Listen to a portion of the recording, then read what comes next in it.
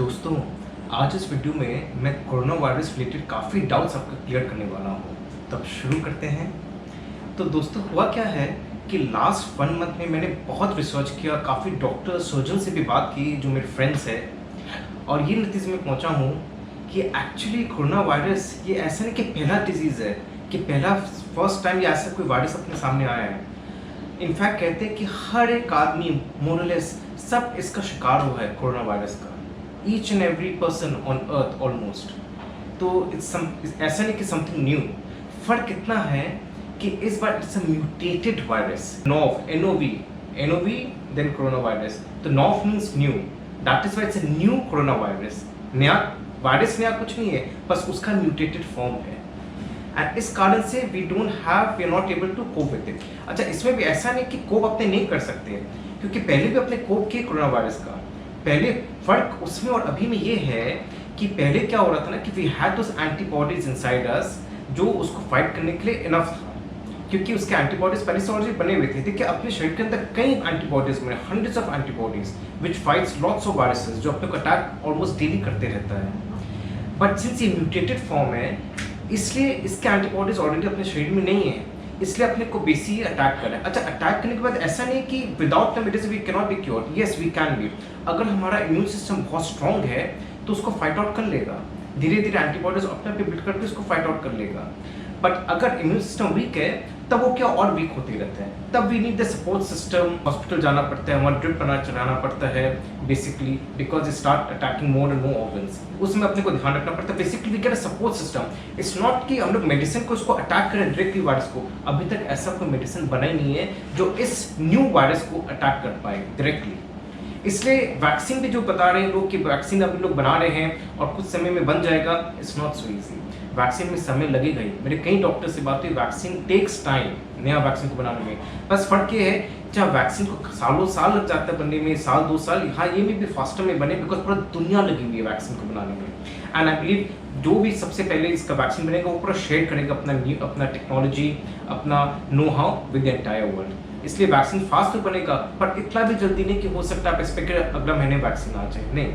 अच्छा, वैक्सीन भी जो आएगा that's not a medicine. Remember, vaccine is not a medicine. It will not cure जिसको हो गया है ऑलरेडी कोरोना वायरस। तो वैक्सीनेशन हम लोग इसलिए लेते हैं because that's a prevention against that disease. तो अगर पहले से वैक्सीनेशन अपने ले लेंगे तो क्या कि कोरोना वायरस अपने को लगेगा ही नहीं। ये लगेगा भी तो इजीली अपना फाइट कर लेगा सिस्टम। ऐसे देखा जाए तो जैसे वायरस अटैक तो हर एक आदमी अपना जिंदगी में वायरस अटैक हुआ ही है। जैसे सर्दी खांसी होती है, स्पेशली वायरल फीवर, तो हर एक आदमी को हुआ है। आई डोंट थिंक ऐसा कोई आदमी होगा जिसको वायरल फीवर नहीं हुआ। Viral fever is what is basically virus attack. फर्क इतना ही है कि हम लोग का इम्यून सिस्टम स्ट्रॉन्ग इनफ तो 4-5 दिन में ठीक हो जाता है। इसलिए उस समय भी क्या होता है ना, आप देखिए बहुत डॉक्टर्स अपने डॉक्टर के पीछे पड़ते हैं, भाई कोई दवाई दो जल्दी ठीक करो, तो डॉक्टर को दवाई दे देते हैं। वैसे सही बोले ना, मैं डॉक्टर्स से बात हुई, जो सर्जन्स भी उनसे भी बात हुई, पर इसका कोई इलाज ही नहीं है। कोई वायरस अटैक का इलाज नहीं होता है। उसका एक ही इलाज है कि जैसे उसमें वायरल फीवर में फीवर बढ़ता है तो अपना कैल्पोल या कोसिन जो भी ले लो, बेसिकली फीवर को घटाने के लिए, फीवर को कम करने के लिए, और कोई चीज़ के लिए नहीं दरकार पड़ता है। तो that is the only medicine actually viral fever में। इसलिए अगर आप सही बोले, आज के दिन में अगर किसी को वायरल फीवर होता ही है, तो बस अब 4-5 दिन बस इतना ही आपको देखना है कि उसका अगर फीवर बढ़ जाता है तो उसको कम करना है, बस। और कोई इसका मेडिसिन नहीं है। तो कोसिन कैल्पोल जो भी जिस बॉडी को जैसे सूट करे वैसे अपना लेके काम हो जाए, बाकी कोई मेडिसिन का दरकार नहीं पड़ता, कोई मेडिसिन काम ही नहीं करता है। तो ये मेन रीज़न है कि any virus attack takes time, वो अपने आप ही खुद बढ़ता है फिर अपने आप ही ठीक हो जाता है। इट्स अ बेसिकली फॉर्मेशन, वो सिस्टम ही है। वैसे कोरोना वायरस का भी है, आपका इम्यून सिस्टम को अटैक करेगा, पर आपका ढंग से रहेगा, आपका automatic immune system once it starts fighting against it, जैसे स्ट्रॉन्ग होते रहेगा विद द सपोर्ट सिस्टम, अपने आप ही वो चला जाएगा। इसलिए बोलते हैं ना, हफ्ता 2 हफ्ता में ठीक हो जाती है वापस। वह जिनके immune system is really strong, उनको तक अटैक करते हुए उनको पता भी नहीं लगा कब अटैक है, कब वो ठीक हो गए।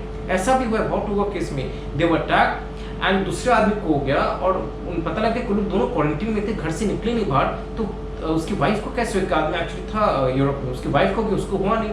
फिर जब उसको वाइफ का चेक कराने ले गए और हस्बैंड भी गया था, तो पता लगा हस्बैंड को भी था, पर हस्बैंड की immune system was so strong उसको पता ही नहीं लगा, उसको कुछ सिम्टम्स ही नहीं सामने आए, and he was perfectly fine, और वाइफ का सिम्टम्स आ गए। तो इट इज़ नॉट नेसेसरी कि आपको हुआ हो और आपको हॉस्पिटल ही जाना पड़े। If your immune system is strong enough, हो सकता है आप अपने आप ही ठीक हो जाए, but you should not take the risk, because आपको पता नहीं ना आपका कितना स्ट्रॉन्ग इम्यून सिस्टम। तो अगर आपको फील होता है कि डेफिनेटली अगर आप कोरोना वायरस हो या फिर if you showing the symptoms, तब आप अप्रोच करना चाहिए आपको मेडिकल अथॉरिटीज को, बिकॉज ये फेटल हो सकता है। अगर आपका धीरे धीरे इम्यून सिस्टम नहीं फाइट करे तो आपको कोलैप्स होते रहेगा सिस्टम। तो वेरी इंपॉर्टेंट। वेल सो इस वायरस का सबसे बड़ा प्रॉब्लम इन क्या है कि ये बेसिकली जल्दी फैलता है, खांसने से, कहीं से टच करने से, काफ़ी देर तक मेटल सर्फेसेस में वो वायरस रहता है फॉर 15 और 16 आवर्स जैसे बोलते हैं। That is the main problem, इसलिए वायरस इतना फेटल है। बाकी वायरस क्या है ना कि वो फैलता नहीं था ऐसे, मतलब इट्स नॉट लाइक कि एक दूसरे को टच कर लिया या खांस लिया तो वो फैल गया, वैसे नहीं था, बहुत कम थे। ये बहुत जल्दी फैल रहा है, इसलिए खतरनाक है। खतरनाक इस तरह से सेंस नहीं कि पूरा ऑपरेशन वाइप आउट हो जाएगा अगर सबको हो जाए। प्रॉब्लम ये है कि अगर सबको हो जाए या कई लोग को फटाफट होते रहे तो हॉस्पिटल में बेड्स इतने नहीं है, डॉक्टर्स इतने नहीं है कि जो उनका ख्याल रख पाए। इट इज वेरी इंपॉर्टेंट कि आप अपना ख्याल खुद रखें। तो ये रिस्पॉन्सिबिलिटी आपको अपने अंदर आना बहुत ज़रूरी है, ये समझना बहुत ज़रूरी है कि you are responsible for your own health as well as the health of others. अगर वो ध्यान में आप रखोगे ना तो आप ठीक रहोगे। But look at the positive side, आज इतने सालों से, इतने डेकेड से बात हो रही है, साइंटिस्ट लोग बोल रहे हैं, एनवायरमेंटलिस्ट बोल रहे हैं कि हम लोग अपना अर्थ को पूरा बर्बाद करें, एनवायरमेंट को बर्बाद करें, all the trees are dying, and पंछी जो थे वो लोग सब कम होते जा रहे हैं, एक्सटिंक्ट हो रहे हैं, एयर पोल्यूशन इतना हाई हो गया कि actually it is very hazards. In fact India में मोस्ट ऑफ द स्टेट्स जो है उनका जो pollution level is very very high, extremely high. In fact like top 25 most polluted cities in the world में उसमें 10 तो इंडिया की है। तो एयर पोल्यूशन वाइज तो इतना खराब हाल है। एंड मे बी देखिए हर चीज़ का कोई ना कोई पॉजिटिव साइड होता है। आज इसका अगर इतना नेगेटिव है इस वायरस का, तो इसका पॉजिटिव साइड, सबसे बड़ा पॉजिटिव साइड ये हुआ कि अपना अर्थ को अच्छी सांस लेने का मौका मिला, अपने ट्रीज, अपने एनिमल्स, सबको सांस लेने का मौका, अपने को सांस लेने का मौका मिल रहा है। आज मैं खुद फील कर रहा हूँ the freshness in the air. जब मैं टेरेस में जाता हूँ अपना बिल्डिंग की, एक अलग ही फ्रेशनेस आ रही है, और एक सामने एक जो पूरे पोल्यूशन का लेयर दिखता था अब वो बहुत हल्का हो गया। मैं नहीं कहूँगा कि खत्म हो गया, पर हल्का जरूर हो गया। फ्रेशनेस तो आएगी एयर में डेफिनेटली। मेरे एक अंकल है जो एस्थमिक पेशेंट है, उनको डेली पफ लेना पड़ता है, पर वो कह रहे कि आफ्टर द लॉकडाउन उसके 10 एक दिन बाद उनको पफ लेने का दरकार ही नहीं पड़ा, he is of the puffs of. तो देखिए कितने लोग हैं, मतलब अब सामने इट इज शोइंग, एकदम फील हो रहा है कि कितना फर्क पड़ रहा है। तो डेफिनेटली आज अपना environment has been purified kind of because of this lockdown. आज अपनी एटलीस्ट फ्रेश एयर फील करे। इनफैक्ट दोस्तों मेरा फ्रेंड एक्चुअली कॉम्प्लेक्स में रहता है और उसका जो बिल्डिंग है वो 15 फ्लोर बिल्डिंग है। तो उसने भी कहा कि जो छत में गया था, छत से बोला कि हार्डली कुछ बिल्डिंग्स दिखाई देते दूर दूर के। पर इस बार आफ्टर द लॉकडाउन वो हफ्ता 10 दिन बाद, इनफैक्ट बोले कि 10 दिन बाद इनफैक्ट बोले कि इतना क्लीन हो गया एयर, इतना क्लियर हो गया एनवायरनमेंट, कुछ सी इट, जो बिल्डिंग जो कभी आज तक उसको दिखे नहीं वो इस वक्त दिख रही है, दूर दूर तक बिल्डिंग्स दिख रही है। इनफैक्ट मैं तो कहूँगी आज आप अपना छत में जाओ या कहीं भी ऊपर जा सकते हो, डेफिनेटली अपना बिल्डिंग के छत में जा सकते हो, और तो कहीं जा भी नहीं सकते, बट अपना छत में जाके आज आप देखिए कि कितना आपको फ्रेशनेस होगा, फील होगा, क्लीन लगेगा एनवायरनमेंट। बस एट द सेम टाइम ये ध्यान में रखिएगा कि छत में आप अकेले हो, एक एक करके जाइए, वो कर सकते हैं। बात भी, we are citizens, we are human beings have the right to clean air, और अपने को ये बरकरार रखना है। अपने को we have to take the government into consideration, we have to make them responsible for clean air. अभी उनको लगता है कि मे भी उनके स्टेट्स के लोगों को इतना इंपॉर्टेंस नहीं है क्लीन एयर का, इसलिए लोग भी इतना ध्यान नहीं दे रहे। तो उनको ध्यान देना चाहिए, पर अगर ध्यान नहीं दे रहे तो उनको अपने को ध्यान दिलवाना है। So that's what is important. देखिए इस लॉकडाउन में क्या हुआ, हम लोग को इकोनॉमिकली बहुत नुकसान हुआ। डेफिनेटली हम लोग के इनकम लेवल्स डाउन हो गए, बहुत लोग अनएम्प्लॉयड हो जाएंगे, स्पेशली तो बहुत हाई में। इनफैक्ट मेरे एक जन से बात हो रही थी जो काफ़ी साल से कॉर्पोरेट वर्ल्ड में है, तो वो बोल रहे थे कि क्या होता है ना कि जब इस टाइप का रिसेशन आता है या इस टाइप का लॉकडाउन होता है, इस टाइप का कोई क्राइसिस आता है, तो सबसे पहले वो लोग जाते हैं कंपनी से जो बहुत हाई पोजीशन में, जिनके पे पैकेज बहुत हाई है। तो जो फैट सैलरीज वाले हैं, they are actually in a much graver situation than others. तो इसमें ध्यान रखना बहुत ज़रूरी है कि जिनके फैट सैलरी जो बहुत हाई पे पैकेट है, उनको पता है कि उनका क्या हाल है, पर जो लो है, जो जिनका पे पैकेट इतना हाई नहीं है, उनको इतना घबराने का बात नहीं है जितने हाई लेवल वाले हैं। तो एक चीज़ ध्यान में रखिएगा कि हमारा लाइफ में क्या होता है ना, जनरली सबका लाइफ में सिंस देरी तक काम होता तो घर आते थे, फिर टीवी देखते तो लेट से सोना होता था। अब अपने को बहुत अपॉर्चुनिटी मिल रहा है, we can give a body time to heal. अपना अगर जल्दी सोते हैं तो अपने को पूरा बॉडी को पूरा रेस्ट मिलता है।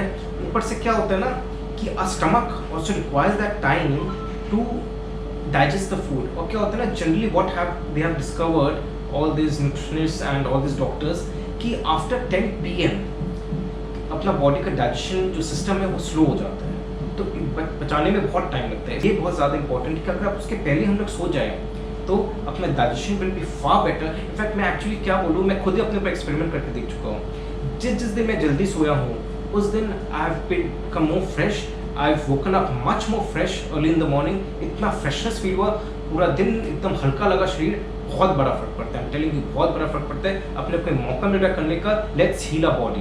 बहुत लोग अपने क्या कर नहीं पाते because of the work pressure, Delhi तक पहुंचते घर तो नहीं कर पाते। अभी अपने को मौका मिल रहा है तो एटलीस्ट तब तक तो अपने बॉडी को एकदम सही कर ले, हील कर ले बॉडी को, ढंग से अपना डाइजेशन सिस्टम को ठीक कर ले, इंप्रूव कर ले।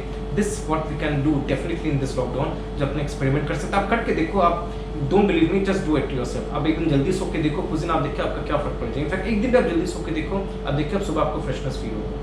एंड एक और चीज़ कि ऐसा भी नहीं करे कि बस खा के तुरंत सो जाए, खाने के बाद कम से कम 2 घंटे का गैप होना जरूरी है। इसलिए मैं क्या करने लगा हूँ आजकल, in fact I been experimenting this also on myself and this is really worked. इसमें भी आप क्या करो कि मैं क्या कर रहा हूँ कि 4:30-5 बजे तक खा लेता हूँ, उसके बाद मैं कुछ खाता ही नहीं हूँ। उसके बाद सीधा अर्ली मॉर्निंग ब्रेकफास्ट भी 7-8 बजे, तो अच्छा खासा गैप हो जाता है 14 घंटे का। तो इसलिए मैं ये कुछ दिन से, इनफैक्ट 1 हफ्ते से ये ट्राई कर रहा हूँ और बहुत बड़ा फर्क पड़े, डेफिनेटली बहुत बड़ा फर्क पड़ता है। आप एक बार करके देखो, इनफैक्ट 3-4 दिन करके देखो, आपको फर्क नजर आएगा। तो ये भी आप कर सकते हो। अब ये भी देखिए, आपने जनरली तो कर नहीं पाते, सवाल ही नहीं होता है बिकॉज आके तो भूख लगती है जोर से काम के करने के बाद। सिंस अभी अपने क्वारंटीन है घर में, तो ये भी अपने आजमा सकते हैं। तो आप सोचो कि अभी तो कर लेंगे, फिर खुलने के बाद तो वही सेम ही रहेगा, पर जब तक है तब तक तो करें, तब तक तो बॉडी रिवाइव हो। और बॉडी रिवाइव अगर 10 दिन भी होता हो, 5 दिन भी होता हो, 1 हफ्ते में, तो बहुत है। ये मौका देखिए बार बार आने वाले नहीं बॉडी को, एटलीस्ट तो जब मौका आए तो यूज़ करिए ना इसको। तो दोस्तों, आई होप आपको मेरा वीडियो अच्छा लगा, और अगर आपको अच्छा लगा है तो लाइक और सब्सक्राइब जरूर करिएगा, इससे मुझे प्रोत्साहन मिलता है और वीडियोस बनाने के लिए। Thank you very much and hope you keep your body fit and enjoy this entire lockdown rather than fretting about it और पूरा समय नेगेटिव वाइब्स के साथ रहे कि भाई क्या हो रहा है, क्या हो रहा है, क्या हो रहा है। जो हो रहा है उसके ऊपर अपना कंट्रोल ही नहीं है। So let's enjoy this lockdown and revive our body and revive our mental, physical, every being.